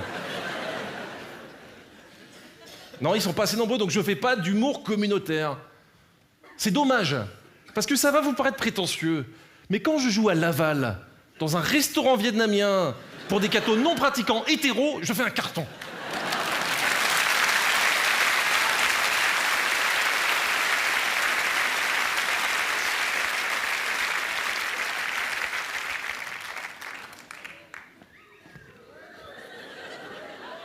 Vous avez faim quand même, hein.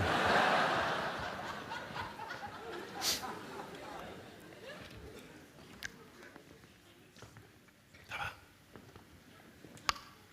Ouais, ils sont bien. Un peu bizarre, mais bizarre. Il y a 3 Mayennais. Ils se sont paumés, je sais pas. Et puis j'étais excité quand je me suis déshabillé.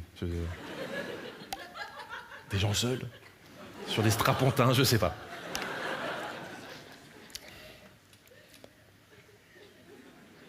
Oh là. Visiblement, on vous a pas briefé, vous. Non, on vous a pas briefé. Ok, ça va être simple. Bon, c'est pas grave. Ça va être facile pour enchaîner ça. Alors, il faut savoir que depuis 3 mois, les comédiens, les humoristes ont droit à des RTT. Moi, comme je fais 1h30 de spectacle, j'ai droit à 2 minutes de RTT. Enfin, quand je dis j'ai droit, c'est même pas ça. Je suis obligé de les prendre parce que s'il y a une inspection du travail, on peut me fermer la salle. Hein. Donc, c'est un peu chiant pour vous, j'en conviens, mais discutez entre vous. Si vous avez amené des jeux, sortez-les.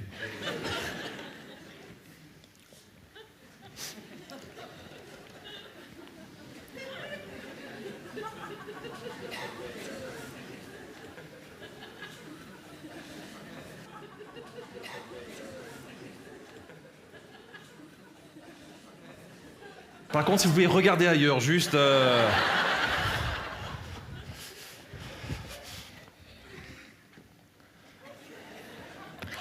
Non mais je vais vous dire, moi ça m'arrange de rien dire sur scène parce que j'ai découvert un truc super.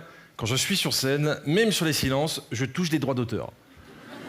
Oui, bien sûr, c'est dégueulasse, mais en ce moment, je gagne des sous. Parce que ne rien dire sur scène, c'est considéré comme de la création. Ou du foutage de gueule. Hein. Ça dépend si vous êtes assis dans la salle ou sur scène. En même temps, je suis sûr que vous connaissez cette sensation agréable de ne pas se sentir obligé de faire la conversation. Le pire, je crois, c'est quand vous devez faire un long trajet en voiture avec quelqu'un que vous ne connaissez pas bien. Hein? Moi, comme je fais beaucoup de tournées, je voyage souvent avec des semi-inconnus à qui je parle pas. Non, quand je sens qu'ils vont entamer une discussion, je mets la radio très fort. France Culture, ça les tue. Moi, je regarde la radio, je fais « Oh, regarde, un débat sur la place de la science dans l'œuvre de Chantal Goya. » Ils osent pas vous déranger. Le problème, ce sont les valets. Vous savez, ces moments où, dans un creux, vous commencez à capter la radio, comme on captera la radio après la fin du monde. Donc, la radio vous lâche, le silence s'installe, et là, vous voyez votre conducteur suer à grosses gouttes. Il sent qu'il va être obligé de trouver un sujet de conversation. C'est pas la peine de lui dire que c'est pas la peine. Il faut qu'il trouve. Donc moi, je laisse faire. Et je note sur un calepin toutes ces amorces de conversation qui finissent 9 fois sur 10 dans le pare-brise. Donc sur des textes de gens que je ne connaissais pas bien, conversation d'autoroute. Je vais vous donner un exemple pour que vous compreniez bien. On était sur l'autoroute A6, on venait de manger dans une station-service. On reprend notre chemin. Je sentais bien que mon chauffeur était chafouin. Quelque chose le travaillait. 30 km se passent, et là, d'un seul coup, je sens comme une illumination, comme s'il avait une révélation. Et là, il se tourne vers moi et il me dit « Les sandwichs triangles, en fait, c'est des sandwichs carrés coupés en deux. »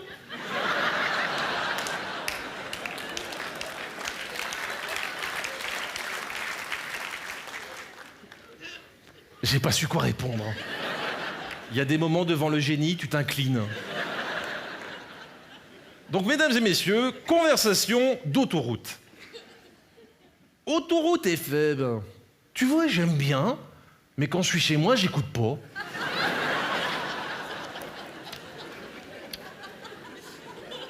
Ah, celle-là, elle est un peu longue, mais je l'ai laissée en entier parce qu'elle est assez représentative de ce qu'on appelle la pensée d'autoroute. C'est chiant le péage. Ah, il y a toujours la queue. Ouais, l'autre, il y a personne, mais c'est parce que c'est la file carte bleue. Non, j'aime pas, parce que quand t'arrives au guichet, il n'y a pas de contact humain. Parfaitement, je préfère poireauter un quart d'heure pour échanger avec la guichetière, ouais. Tenez, 8,20 €. Je vais faire une carte. Sans commentaire. Ah, je sais pas si vous l'avez vu, ce panneau, mais moi, il a fait bugger mon chauffeur. Sur le panneau lumineux, quand il y a écrit « moins vite, plus loin », tu crois qu'ils veulent dire que si tu roules moins vite, t'as plus de chances d'aller plus loin, ou juste que plus loin, faudra que t'ailles moins vite? Cherchez pas, sinon c'est claquage au cerveau, ça. Bon, ça, c'était une sélection prise au hasard. Mais ce qui est intéressant aussi, c'est de voir l'évolution de la conversation, en fonction de ce que votre chauffeur perçoit de votre complicité naissante. Donc là, nous allons nous intéresser au cas de Jérôme. Un garçon très brillant qui m'a rempli plein de pages d'un seul coup. Donc nous étions à 12 avril sur un trajet Mulhouse-Paris. À 22h37. Maintenant, ils font des lecteurs de DVD dans les voitures. Mon beau-frère, il conduisait. Il voulait quand même regarder le film. Il est mort en regardant Camping. 23h20, l'heure des grandes angoisses. Si t'arrives au péage de sortie et que t'as pas d'argent, pas de carte, pas de monnaie, rien, tu crois qu'ils peuvent t'obliger à te prostituer sur une aire d'autoroute? Toi, à côté, tu flippes un peu quand même, hein? 0h05. Tu dors? Hein? Tu dors? Oh! Tu dors? Non, rien. C'était juste pour dire que si t'as envie de dormir, hésite pas. Là, t'as envie de le tuer, le mec, hein. Mais s'il te fait ça, c'est qu'il est très en confiance. Ce qui fait qu'à 1h17, les grandes confidences. Avant, je rêvais d'être une fille. Pour pouvoir me toucher les seins. Ça doit être agréable de pouvoir se peloter les gougouttes quand t'as envie. Tu le dis, hein, si ça devient trop personnel ce que je te raconte. Tu m'étonnes, le malaise après dans la voiture quand même, hein. Et enfin, 1h53, moi j'aime bien avoir un GPS sur l'autoroute. Parce que comme c'est tout droit, au moins il la ramène moins sa grande gueule. Gloire à toi, Jérôme.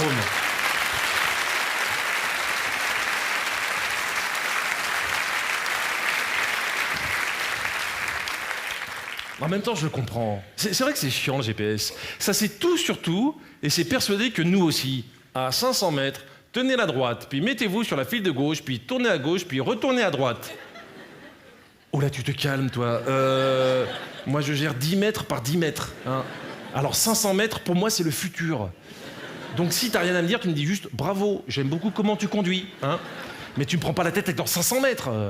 C'est impitoyable, les machines. Il y en a partout, même dans les taxis. Avant, le mec, pour être taxi, fallait qu'il connaisse les rues par cœur. Maintenant, non. Faut juste qu'il pense à s'essuyer les doigts après avoir mangé un panini. Sinon, son doigt, il s'y glisse ça, sur le GPS. Je suis vieux jeu et c'est pas grave, je l'assume. Je trouve que les chauffeurs de taxi devraient connaître les rues par cœur. Parce qu'il faut pas exagérer. Ça bouge pas tant que ça, un plan de ville. C'est rare les mairies qui construisent des rues la nuit juste pour faire chier les chauffeurs de taxi. Là, c'est comme si t'allais chez le boulanger, que tu demandais du pain, qu'il te faisait du pain, pas de problème. Alors du sel, de la farine, de l'eau. Bon, j'exagère. C'est vrai que c'est agréable de se faire aider. Avant, quand t'étais paumé en voiture ou que tu cherchais quelque chose, tu pouvais soit pleurer tout de suite, soit demander à ta femme de chercher sur une carte. Et pleurer dans un deuxième temps.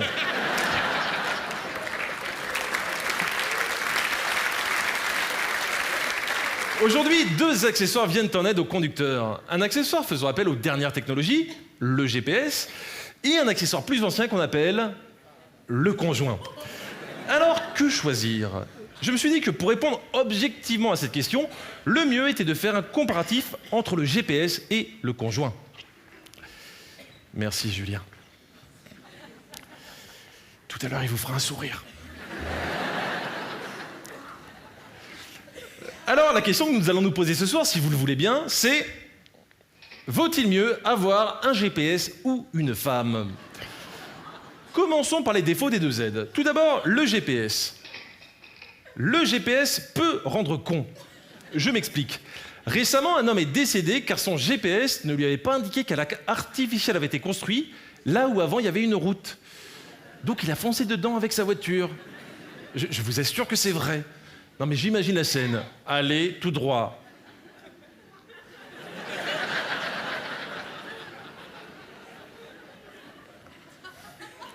Il y a beaucoup d'eau quand même, hein. Allez, tout droit. Vous êtes sûr qu'il y a une route? Allez, tout droit. Bon, d'accord, mais c'est la dernière fois, hein. Le mec est mort. Faut être con quand même. Le conjoint aussi a des défauts, dont un récurrent. Il t'indique les places de stationnement une fois qu'on les a dépassées.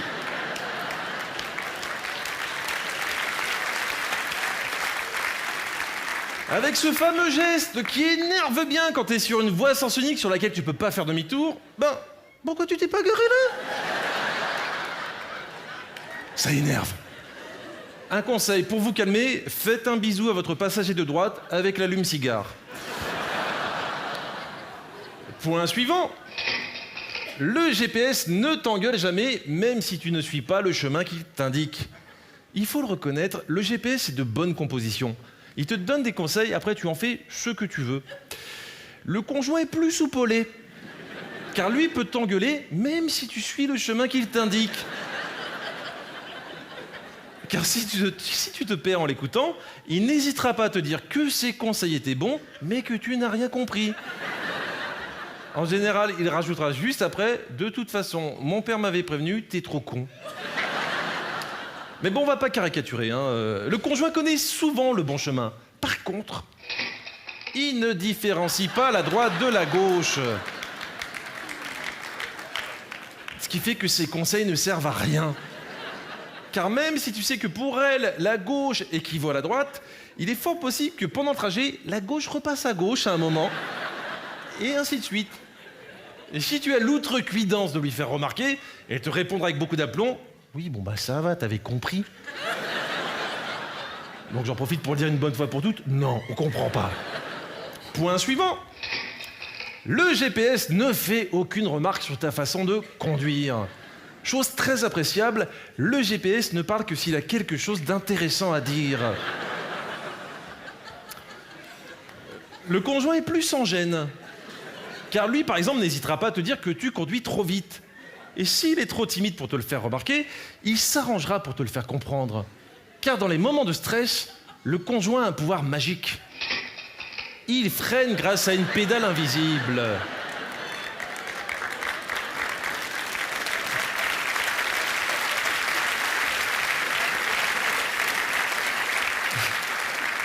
Et oui, si ta femme pense que tu devrais ralentir, elle fera comme si elle avait une pédale de frein devant elle. Après des années d'études, on ne sait toujours pas pourquoi. Point suivant. Le GPS a un volume facilement réglable. Et oui, avec un doigt, tu peux baisser ou augmenter le son du GPS. Alors que le conjoint a un volume très approximativement réglable. Les études l'ont prouvé, il est très difficile de régler le son du conjoint. Surtout avec un doigt. J'ai dit que j'étais pas fier de tout. Néanmoins, si tu sais te servir de ta main, tu as des chances d'y parvenir. Et avec une batte de baseball, tu peux même le mettre en mute d'un seul coup. Point suivant. Le GPS peut être volé si tu l'oublies dans la voiture. Il faut le savoir, le GPS est très convoité. Si tu oublies de le ranger avant de sortir de ton véhicule, il est fort probable qu'on viendra casser une de tes vitres pour te le dérober. Comme je sens que vous allez poser la question, je vous le dis tout de suite, il est très rare qu'on plie la porte de votre voiture pour vous voler votre femme. Même si vous faites exprès de la laisser sur le siège passager, avec ses bagages et un peu d'argent. Point positif, par contre, le conjoint peut t'éviter de payer le parc-mètre. Eh oui, si tu l'oublies dans ta voiture, aucun agent ne viendra te verbaliser. Une idée maligne pour occuper intelligemment son épouse. Point suivant. Le GPS te prévient en cas de bouchon pour t'éviter un stress inutile. Alors que le conjoint savait bien qu'il fallait pas passer par là.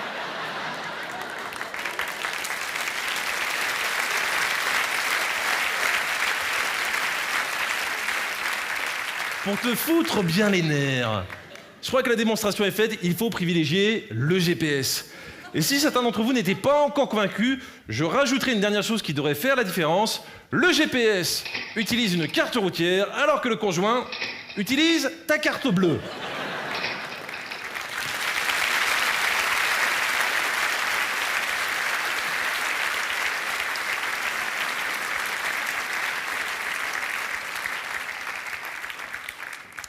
Il vous aime pas. C'est dommage parce qu'il a un sourire magnifique en plus, avec plein de dents. Une cinquantaine. C'était un bébé dauphin avant. Bon. Si je vous parle du GPS, vous avez compris, hein, c'est que il va falloir rentrer chez vous. Voilà, nous arrivons à la fin du spectacle. Merci les faillots. Non, mais avant de vous quitter, je voudrais prendre un tout petit peu de votre temps pour vous parler d'un sujet qui me tient à cœur, à savoir le succès de mon spectacle. Parce que, soyons réalistes, je vais pas y arriver tout seul. Il va falloir que vous vous investissiez un minimum. Avant, pour faire un succès, c'était simple. Hein. Il suffisait de faire un bon spectacle. Mais maintenant, c'est fini. On est au 21e siècle. Ce qui compte, c'est le buzz. Le buzz, c'est faire beaucoup de bruit avec rien. Avant, pour qu'on parle de toi, fallait faire quelque chose d'intéressant ou d'important. Maintenant, non. Faut juste que ce soit spectaculaire, insolite, voire crétin. Ah si, sur Internet, si vous mettez la vidéo d'un mec qui crée un vaccin et la vidéo d'un mec qui saute dans son slip, d'après vous, laquelle va faire le buzz? Moi, mon spectacle, je peux passer 18 ans à le peaufiner. Si j'ai pas un truc qui fait polémique, qui fait le buzz, je suis mort. Donc j'ai beaucoup cherché. Un bon moyen de faire le buzz, c'est d'avoir une relation amoureuse avec une célébrité. Et évidemment, en fonction de la célébrité, vous faites un plus ou moins gros buzz. Zaya, petit buzz, parce qu'elle a déjà beaucoup servi. Sophie Marceau, gros buzz, très classe. Magloire, pas de buzz, mais certainement un grand moment de plaisir. Bernadette Chirac, immense buzz. Immense buzz. J'ai beaucoup cherché, j'ai pas trouvé mieux. On va partir là-dessus. Voilà ce que vous allez dire en sortant de la salle pour faire la promotion de mon spectacle. Je compte sur vous. Vous êtes prêts? Vous pouvez prendre des notes. J'ai été voir le spectacle de Jean-Luc Lemoyne, je me suis régalé. Au fait, tu savais qu'il sortait avec Bernadette Chirac? Là, normalement, il devrait se passer un petit truc. Donc, enchaînez tout de suite. Hein? Ah, bah bien sûr que c'est sérieux. Mais oui, c'est sérieux. Il l'a même présenté à ses parents. Il nous a tout raconté. Alors, papa, maman, si je voulais vous voir aujourd'hui, c'est parce que je crois que j'ai rencontré la femme de ma vie. Oh la maman, t'emballe pas, c'est pas sûr que tu sois bientôt grand-mère.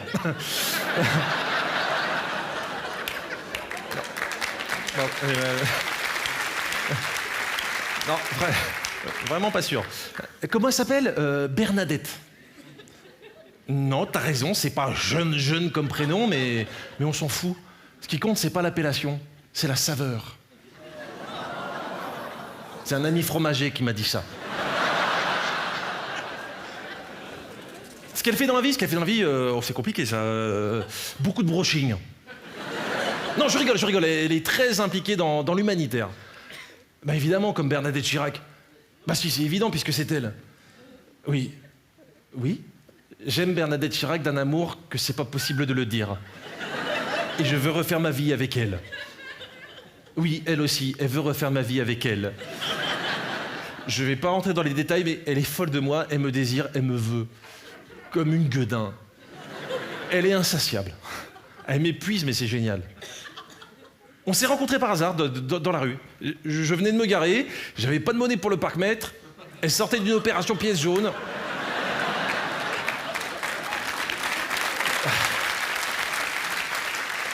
Ça s'est fait naturellement, ça s'explique pas, ça, c'est chimique. Dès que nos mains sont frôlées, on a eu envie de l'un de l'autre. Hein? Ah bah oui, évidemment qu'on fait l'amour. Bah si, évidemment, on n'est pas des enfants. Vous voulez que je vous raconte? Pas de problème. Je vais vous dire, le fantasme ultime de Bernadette, c'est quand je prends son sac à main, que je fais l'hélicoptère, finalement tu veux pas savoir. D'accord. Hein? Non, bien sûr, on fait pas que ça, non, quand même. Bah tu sais, c'est une femme ultra cultivée, elle m'ouvre à plein de choses, elle m'a fait découvrir plein de trucs. Tiens, la semaine dernière, elle m'a offert un livre. Ça s'appelle Sans sauce pour les salades. Je crois que je vais l'emmener au Casino de Paris. Parce que j'aime beaucoup lire sur scène, avant que le spectacle ne commence. Dans le noir, sans lumière.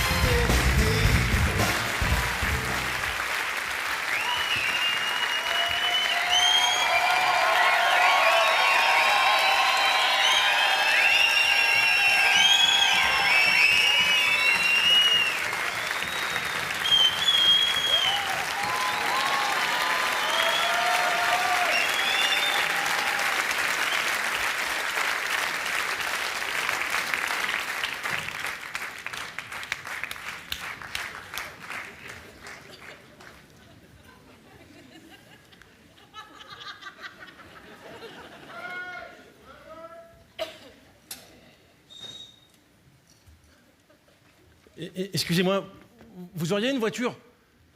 Ah bah oui, sinon vous ne vous seriez pas arrêté, mais vous avez de la place dans votre voiture? Je peux monter? Où je vais? Et vous? Moi aussi? Non, j'ai pas copié. Je vais vraiment où vous allez. Vous voulez qu'on recommence? Où vous allez? Moi aussi, je peux monter? Merci, monsieur.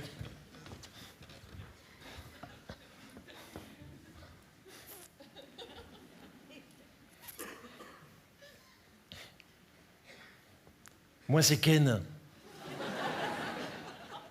Et vous? Philippe. Comme Philippe Risoli.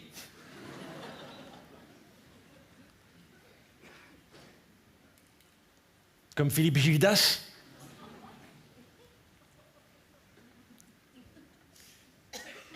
Comme Philippe Laville.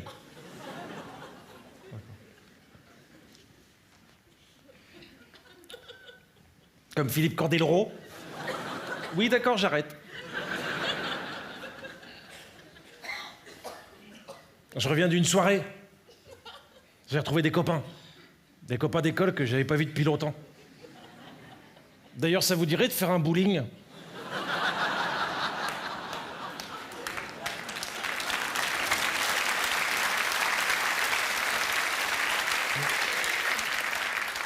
C'est pas grave.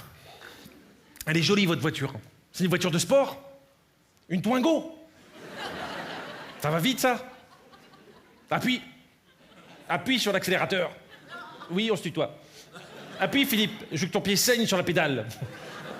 Pardon, excuse-moi. J'ai pas l'habitude d'être en voiture.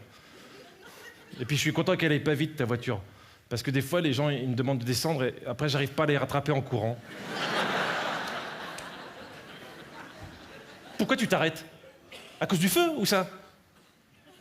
Ah, le feu rouge, ah d'accord, j'avais pas compris.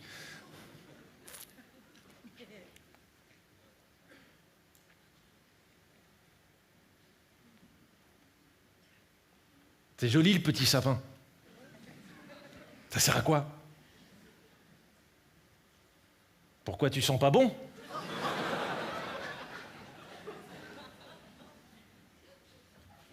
Ça t'embête si je te renifle?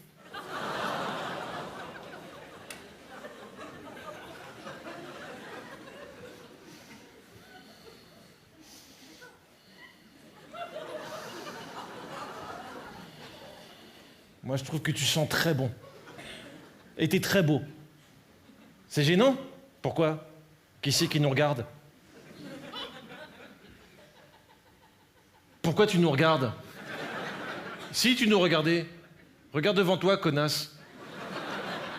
Sinon, je te sors de ta caisse et Philippe, il fait un créneau sur ta gueule. Et ne regarde plus.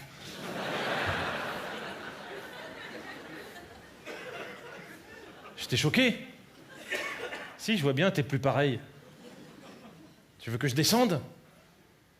Que je continue tout seul? Que je sois tout seul?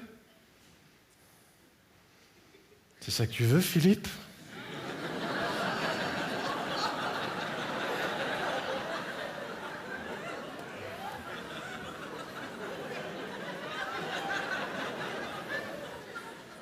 C'est vert.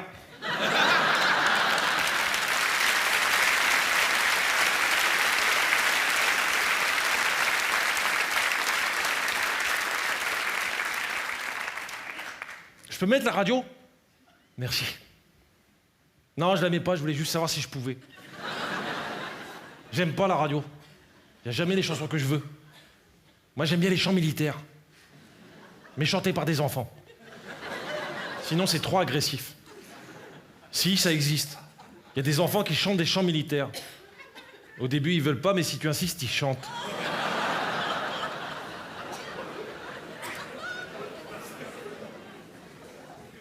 Ça t'embête si je tourne ton rétroviseur? Sinon, je te vois pas.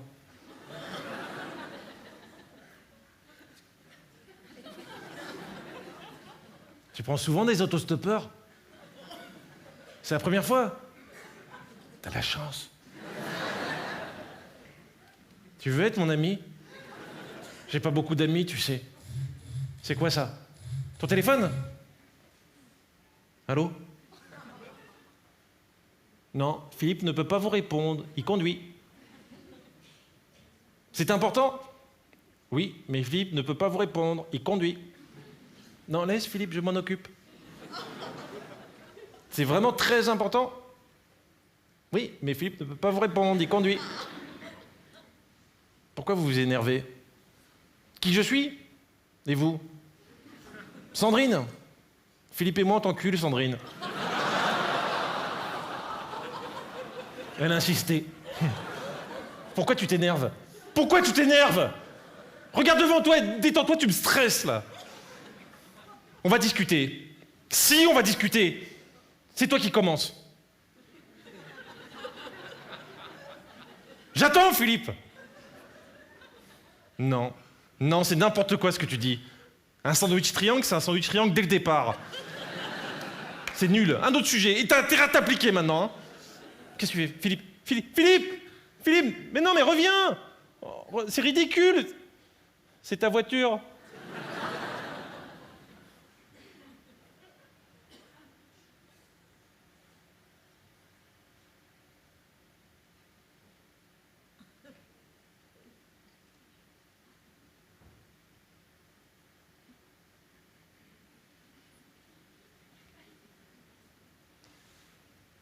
Quelqu'un veut que je le ramène?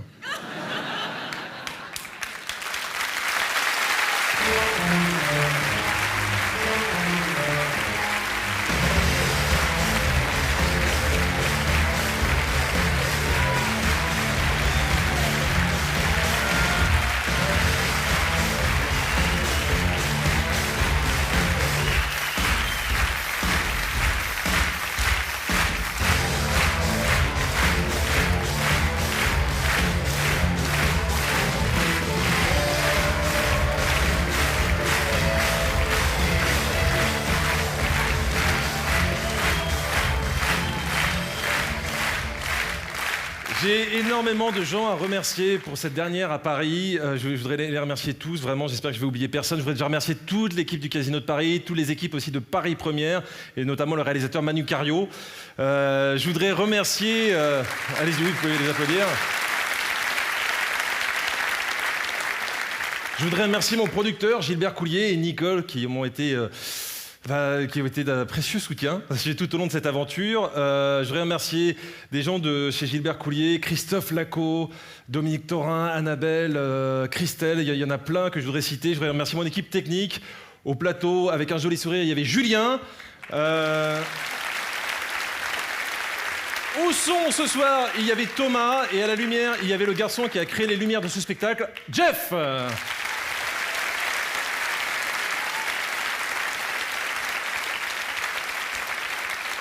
Je voudrais remercier mes amis, Mathilde et plein d'autres. Je voudrais remercier un garçon qui a coécrit certains passages du spectacle et qui est là ce soir, mon vieux compagnon Sébastien Sor. Je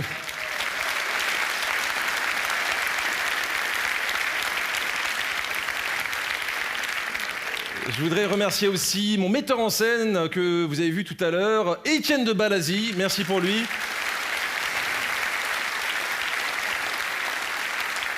Vous l'avez vu aussi, je voudrais remercier Tony qui a accepté de faire la première partie et c'est un grand plaisir. Et j'espère que j'ai oublié personne, sinon je les remercierai tout à l'heure. Et je voudrais vous remercier vous surtout d'être venus ce soir, ça me touche tout particulièrement. C'est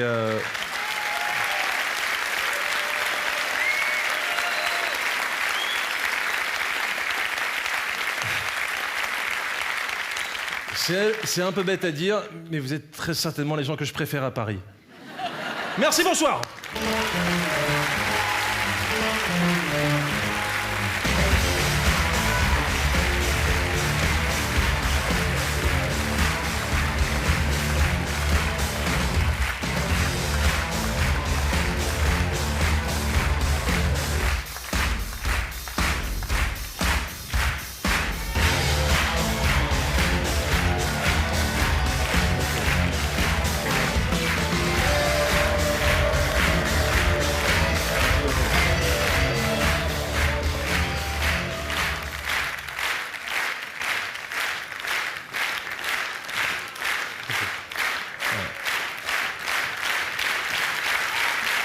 beaucoup. Merci beaucoup.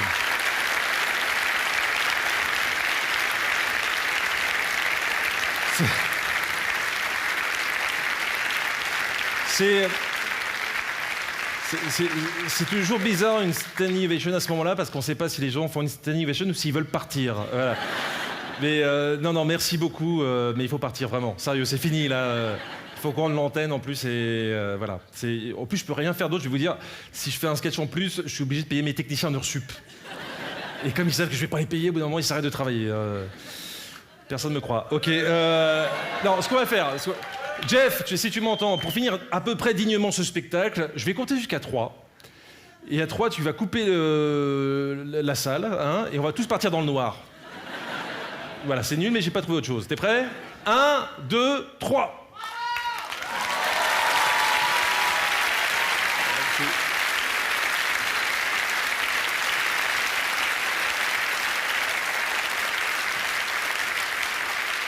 Bon, a priori, Jeff est parti en RTT, c'est pas grave, hein. Je vais me débrouiller, j'ai l'habitude.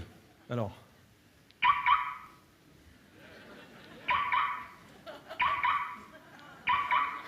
Merci à vous, très bonne soirée.